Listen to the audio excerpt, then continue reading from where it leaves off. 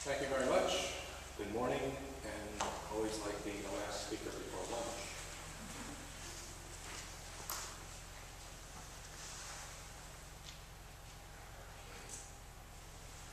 Disclosures. I always wanted to say this because I have none. I have no financial relationship with anybody other than myself. I worked for Helen College Services for the Blind for the last 26 years. So when I do mention the name of a company or a product later, it's just because I think that's what is the best for you and not because I have any relationships. Today we're going to talk about low vision, but what I would prefer to think of it as low vision rehabilitation. You might ask, so what's the difference? What's the difference between low vision and low vision rehabilitation? I hope when we finish you'll get the idea, but just a little preview is that there is no magic in the magnifiers that you're going to be dispensed or purchased through the catalog. All of this is going to take place because you're going to want to make a change to change your life. Basics, legal blindness. The inability to see better than 2200 with your better eye while wearing your best eyeglasses. Or seeing better than 2200 but with a visual field of less than 20 degrees, i.e. tunnel vision. Now, if you're going to be trying to avail yourself of some of the services available from the state of New York or any other state in the United States or from the federal government, you have to understand, at least in New York State, you are not considered legally blind until an Office of Children's and Family Services, OCFS/4599, reminds me of Radar from the TV show MASH, report of legal blindness is completed. It doesn't satisfy the legal requirements if the retina specialist, your optometrist, or your ophthalmologist writes on a little piece of paper, legally blind, vision worse than 2200. This form needs to be filed before you are referred for any services.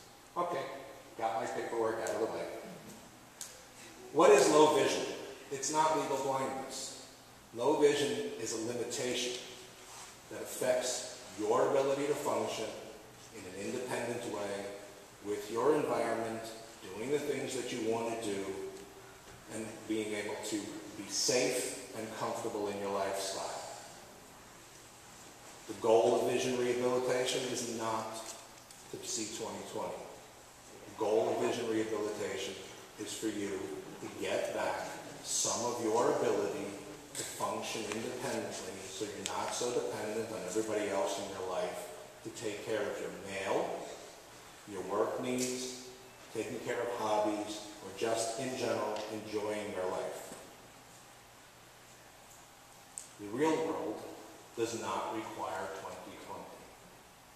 You probably figured that out. I know our patient representative has figured it out that the real world doesn't require 20/20.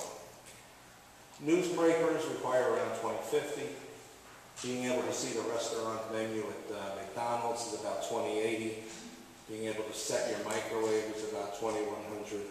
And being able to see your face or fingernails in order to take care of your hair, makeup, or manicure is about 20/50 to 2100 vision. They wanted me to talk about what is a low vision specialist and why do you want to go see one? Because most of you will come in contact with this guy. Most of us out there only dabble in low vision, and we have very limited success. It's just a long, drawn-out examination with the patient not really wanting anything we try, and everyone ends up frustrated and disappointed. This is a quote from a general eye care practitioner who thinks that low vision is about selling magnifiers. But if you remember what I said before, the one thing he doesn't understand is that there is no magic in a magnifier. A low vision specialist is an eye care professional who specializes in the rehabilitation of the visual processing system. Doesn't take the place of your current eye doctor or your retina specialist. And he's going to work in conjunction with your other eye doctors, which means he will need your permission to have an ongoing conversation with your retina specialist. In New York State, an optometrist can only call themselves a low vision specialist if they passed a 2-part examination, written and practical, as well as passed in a peer review case review to the New York State Optometric Association. So unless someone has that certification, you're not necessarily going to get the same kind of rehabilitative care. You'll get sold a magnifier or two, but that's about where the relationship's going to end. A low vision specialist will spend his time talking about you, thinking about you, concentrating about you, how you function, and how to help you do what it is that you want to do. He's going to listen to you, he's going to help you figure out your goals, and together you guys are going to work out a rehabilitation plan that's going to help you satisfy your needs. The low vision specialist is going to be thinking in terms of what's your vision loss and that's how to rehabilitate it. Basics again. 3 types of vision loss. Central vision loss, which is what we're talking about today with macular degeneration. Peripheral vision loss, such as glaucoma, or an overall decrease in your vision, such as from cataract. There are 4 things that need to be manipulated when you're talking about vision rehabilitation. 4 variables, 4 changeables, 4 things that everybody has to be ready to change their approach in order to manage. The first is modifying the size of the object. In other words, if something's too small for you to see, make it bigger, make it easier for you to see. First way to do that is through magnification. There are 4 types of magnification that you're going to come across. The first, relative size magnification. If something's too small to see, make it bigger. Large print books. Print it larger on your computer. Get an enlarging photocopy machine. If someone sends you a 2x5 wallet-sized photograph, ask them to send you the 11x16 version so you can actually see it. Relative distance magnification. If something's too small to see, get closer. If you can't see your television, stepping back, if you can't see your television, get a bigger TV. That's relative size magnification. Relative distance, if you can't see your television, sit closer. If you can't see the photograph that somebody sent you, hold it closer. The only problem with that is, as we get older, if we hold it closer, we can't focus on it. So then we got to get stronger glasses. Angular magnification, or just magnification with a device. If something's too small to see, use something handheld, worn like glasses, that creates a magnified image of what it is that you want to see. And then you're looking at the image. And the last form of magnification is electronic magnification, closer to television systems, and a new category that's come around is the e-reader or the iPad. A little example of magnification. Dr. Hamilton did it before. If you want to see something that is that size, but your blind spot is that size, make it that size. The second and third variables that we need to accomplish, that we need to overcome when we're talking about vision rehabilitation is controlling glare and enhancing contrast. In terms of contrast over on the right, what you want is as light a background as possible and as dark a print as possible. If you look at the top, that's newspaper. Newspaper is gray print on a gray background. So if you take that gray print and put it on a white background, it's a little bit easier, but if you make it a black print on a white background, it becomes the easiest. Glare on the left, disability glare comes from external light sources. As as Dr. Hamilton was talking about, you can use a blue tech lens, a lens that cuts out the high energy end of the spectrum. If you think of the rainbow, red, orange, yellow, green, blue, indigo, violet. If you want to cut out the blue, indigo, violet, which is going to cause the most disability and the most glare, then you need a lens that is red, orange, yellow, or amber. But be aware, red, orange, yellow lenses make you colorblind, so that if you're planning to interact with your environment, be prepared to not know what any colors are. Controlling glare by eliminating external light sources can be quite unique in its approach. There was a gentleman who decided that he needed to eliminate glare while driving, so he came up with an invention where he was limiting his vision through those two little holes in the center. And I hope he would call me before he leaves his house and decides to go driving. Another thing that was mentioned before was reversing the contrast, or reversing the polarity.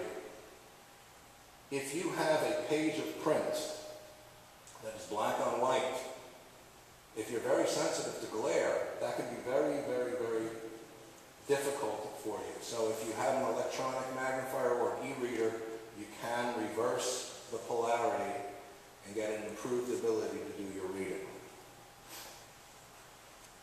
And the last variable, the most important, the patient. You can take the same magnifier and give it to two different patients and get two different results with the same vision. So the most important variable, the variable that the low vision specialist is going to be trained the most to deal with, is the patient, and how to teach them to use their remaining vision more productively. In order for a rehabilitation process to be successful, you have to enter it with specific reality-based goals. The goal of I want to see better is a very vague goal, but the goal of I want to see better to be able to read this book, this recipe book, I want to see the greeting cards that my grandchildren send me. That's a little bit more reality-based. Based on your goals and your initial abilities to use the vision aids, you're going to sit down with a specialist. The specialist is going to describe to you the different ways in order to help you achieve your goals, and then you guys are going to come up with a plan together. As with any rehabilitation process, a magnifier is a crutch. You can lean on it all you want, but until your brain learns a new way of reading and a new way of information processing, it's only going to be a crutch. In order for you to truly learn how to read again, you have to put forth a significant amount of effort. The goal of the specialist is to get you started on a path towards rehabilitation. The specialist can't do it for you. You have to do it yourself. He's going to watch how you use the magnifiers and the other devices. He's going to make suggestions to improve your technique so that you can reach your goals. And he's always going to be taking care to motivate you in the direction so that you can recalibrate your reading system, recalibrate your thought process in order to achieve your goals. Why? Because he realizes that the magic is not in the magnifier, and he wants you to learn it too. The keynote for the rehabilitation process is to be patient. When you learned how to read, it was a slow process. You read that way for 60, 70 years of your life. And now somebody came along and changed the rules. We are teaching your brain how to interpret a new set of information input values. If you don't allow your brain time to relearn and reestablish an understanding of the information that's coming in, you're going to take the magnifier and put it in a drawer and never use it again. As a general rule of thumb, for every week that you've not read, you will have to put in 1 day of good reading practice in order to in order to be able to gain a significant level of function, of speed, and reading accuracy that you're going to notice and that you're going to start to feel motivated to go further. So when someone comes in and says, oh, I haven't read for 5 years, that's 160 weeks. So that's going to take 160 days of good work in order to get up to a decent reading speed, assuming that Dr. Hamilton and his companions could stabilize your vision at whatever level it was. A little bit on the low vision evaluation. Well, not a little, actually a lot. The low vision evaluation is a functional evaluation. How you can do what you want to do with the vision that you have. What it's not is a medical evaluation. So when someone comes to the low vision clinic and says, I haven't had an eye exam for 10 years, they told me I had glaucoma and macular degeneration, and I want your opinion on it. I'm going to tell you right now, that clinic ain't set up to do that. Okay, you need a primary eye care specialist who's going to be able to take care of you for that. If you're going to a low vision clinic to see a low vision specialist, please stop someplace else first. First part of the evaluation is case history. Case history never stops. In the low vision evaluation with a low vision specialist, the ongoing conversation about what you can do, about your goals, and the appropriate vision aids that might be necessary to help you. And at this point, again, our patient speaker before mentioned that she was in denial at the beginning. I don't know if anybody's familiar with the 5 stages of loss or grief, but just quickly, denial, anger, bargaining, depression, acceptance. During the conversation known as the case history and the ongoing conversation during the examination, a low vision specialist is going to be assessing where you are on that scale. And he's going to be experienced in being able to work with you wherever you are. All right? You find somebody that's not experienced in that and you come in denial and anger or in bargaining, you're liable to get sold a magnifier and shoved out the door. So another reason why you want to see a specialist instead of someone who's going to sell you a magnifier. Measuring the visual acuity. Why? We already know you can't see. It just gives us an idea as how much magnification you're going to need. Because again, what we want to figure out is if we can take what you want to do and match it with what you can do. Amsler grid, okay, everybody's talked about that. But it shows us the location of your distortions and your blind spots. If your blind spot is to the right of the center dot, you will find it very difficult to read the next word. You will find it difficult to follow along the line of print. If your blind spot is to the left, you will find it difficult to go back to the beginning of the next line. You'll skip lines, you'll reread lines. So there are different techniques to deal with the ability to read depending upon where the blind spot actually is. You might be given a contrast sensitivity test. Tells the doctor how important it is to alter lighting and contrast on print. Obviously, if someone finds it very difficult to see anything below the top line, then that person needs a little bit extra lighting, darker print, bigger print. A refraction.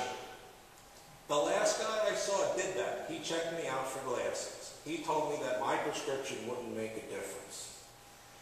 Never assume. Again, what was that? The odd couple. Never assume. That the decreased visual acuity is because of the ocular pathology. I have had that patient on the bottom walk into my office no less than 10 times. That is a patient who has had his cataracts removed and has not had an implant placed. He walks around with a magnifying glass held out in front of his face because that's the only way he can see. Okay, visual aids evaluation. This gets to the meat and potatoes of what low vision is going to be in terms of what most,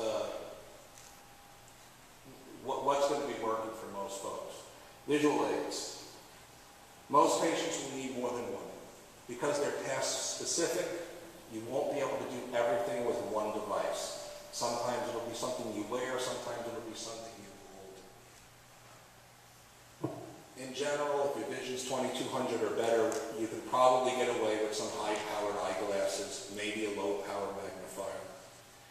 Between 2200 and 2400 vision, we're going to start doing what we call vision substitution. We're going to be using devices that are higher power so that it'll take the place of what abilities you have lost. And less than 2800, that's not usually a magnifier, that's not usually an optical device, it's going to be an electronic device.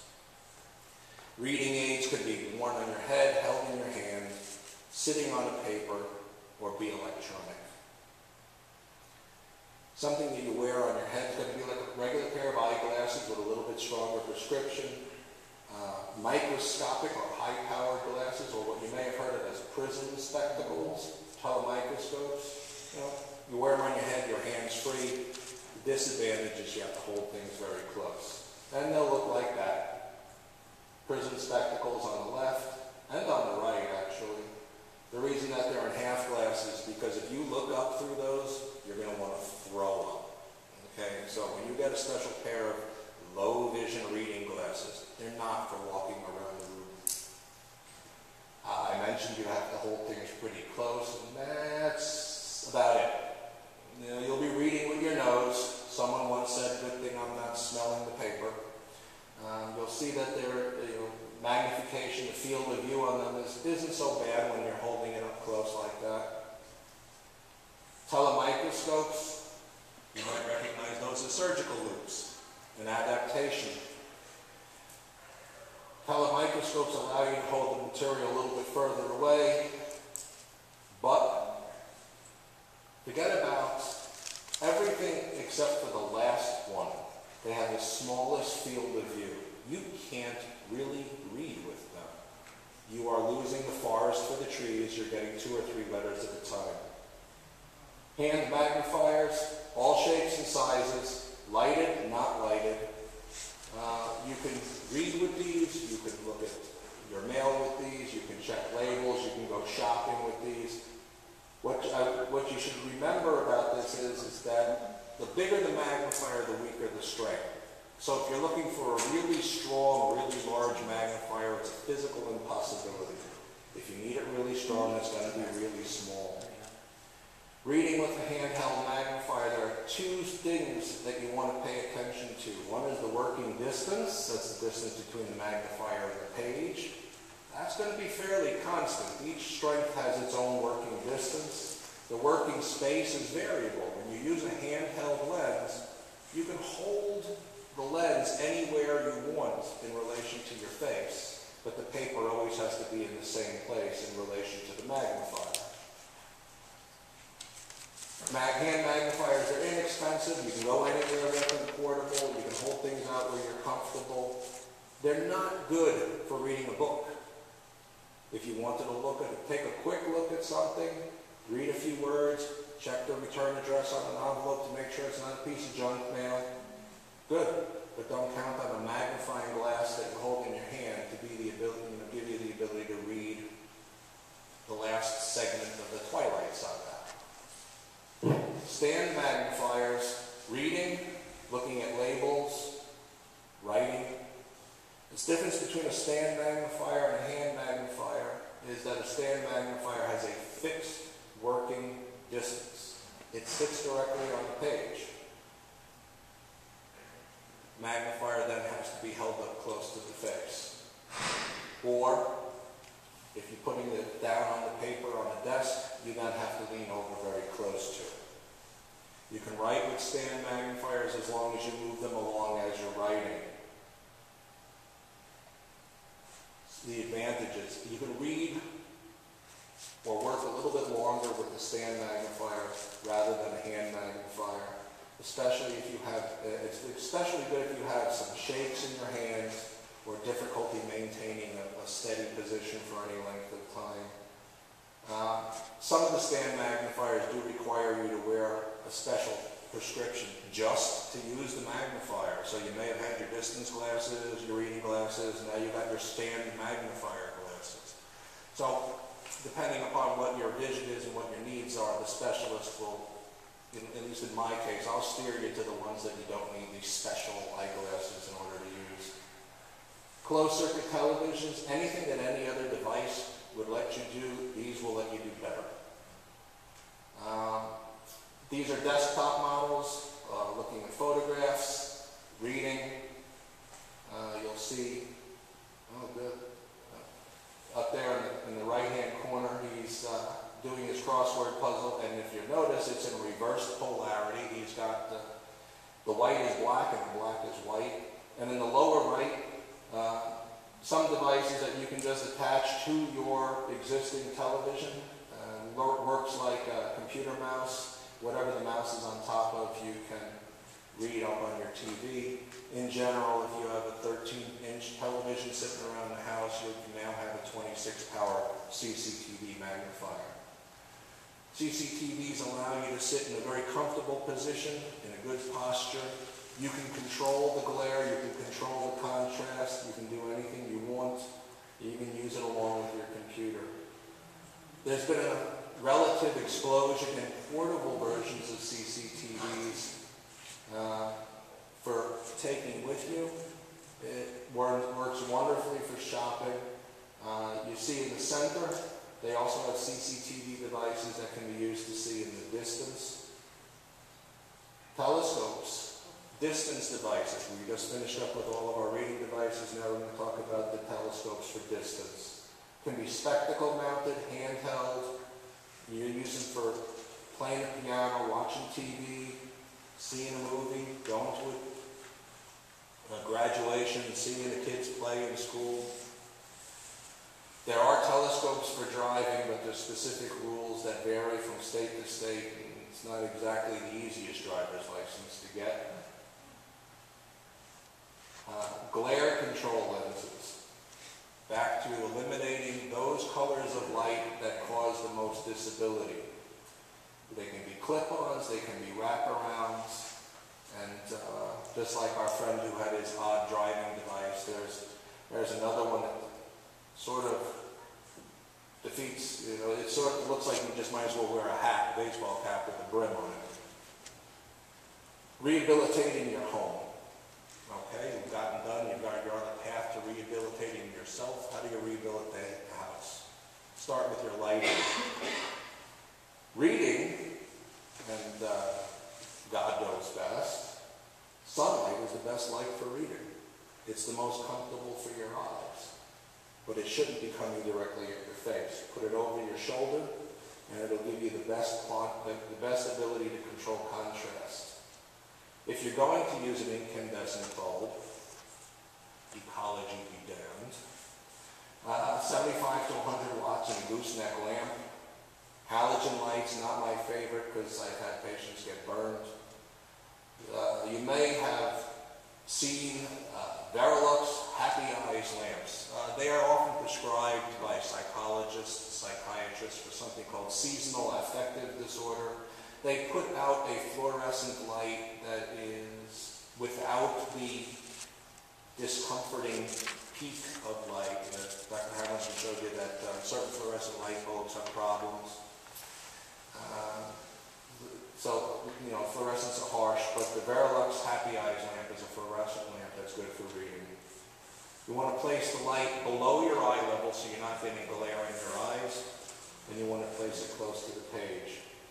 Another way to rehabilitate your home is to improve the contrast. If you look at the place settings on the left, you'll see if you place white plates on a white placemat, you're not going to see the plate too well. But if you take that situation and you put it in a dark placemat, you'll now see where your cup and your plate are.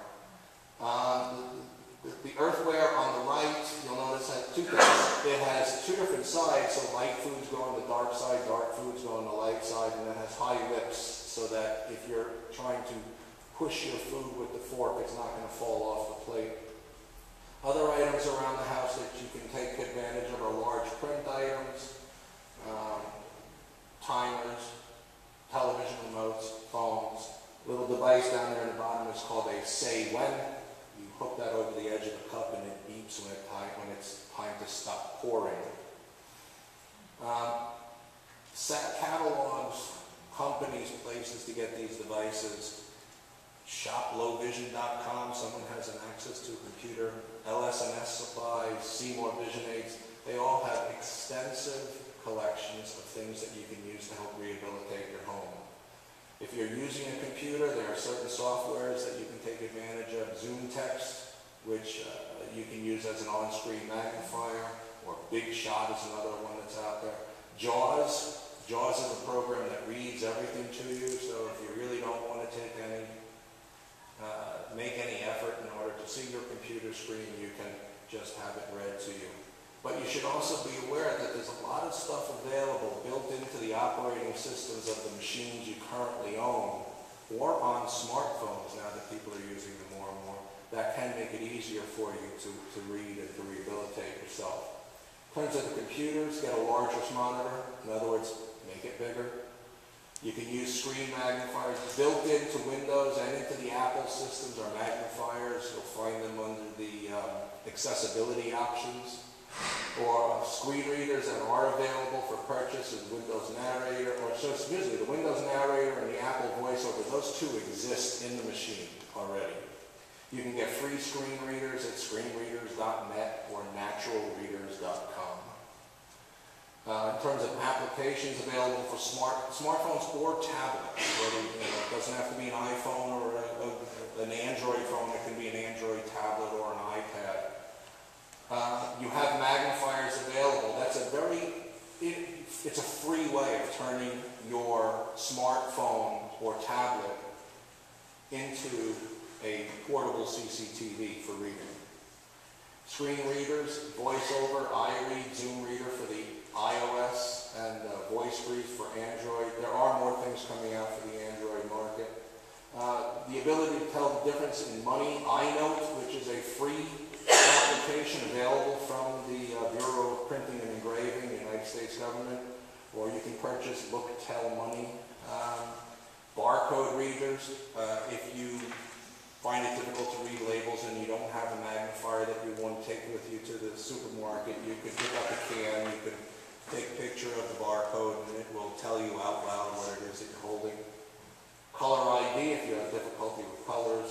GPS programs, Look Tell Breadcrumbs. Interesting program because it's designed for people that have no sight, and if you go with somebody along a route, you can literally drop breadcrumbs and it will tell you step by step how to retrace that route the next time when you're going by yourself. Other GPS programs, Georgie Suite, which is out of the United Kingdom. Multi-function suite. It's not free. It is getting wonderful reviews from the people that are using it. And something in Android that's built into the operating system is called TalkBack. For someone who's sighted, it's a little annoying, but it reads everything that's on your screen for you, and it's available on any Android system right now. I mentioned this briefly before. Favorite thing I have nowadays, the thing that I think everybody should be getting or everybody should be considering, especially in early macular degeneration, is an e-reader. It gives you the ability to make the print any size you want.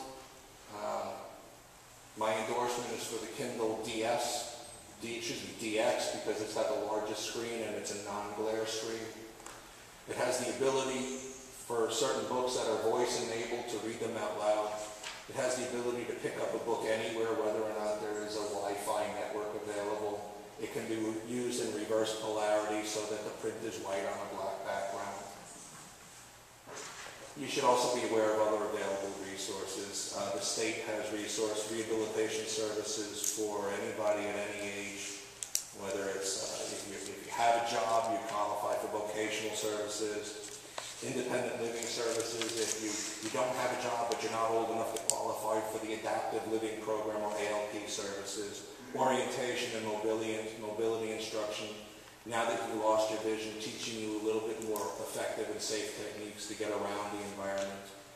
Free directory assistance from the phone company. You don't have to pay to have them complete the call for you. Talking books in New York City, we have a branch of the New York City Public Library System that you make an application to, and they send you the books on tape or on electronic media. They send you the player, and they do it on a regular scheduled basis. Descriptive video services and large print checks from your bank. A wonderful resource, and this is, I guess, my plug for ophthalmology. The American Academy of Ophthalmology Smart Sight Initiative. It is a downloadable document, a multi-page document that has wonderful suggestions and a wonderful list of places that you can call or visit on the internet in order to get some of the resources that you might think you need or that someone might suggest for you in order to help rehabilitate yourself. And that's it.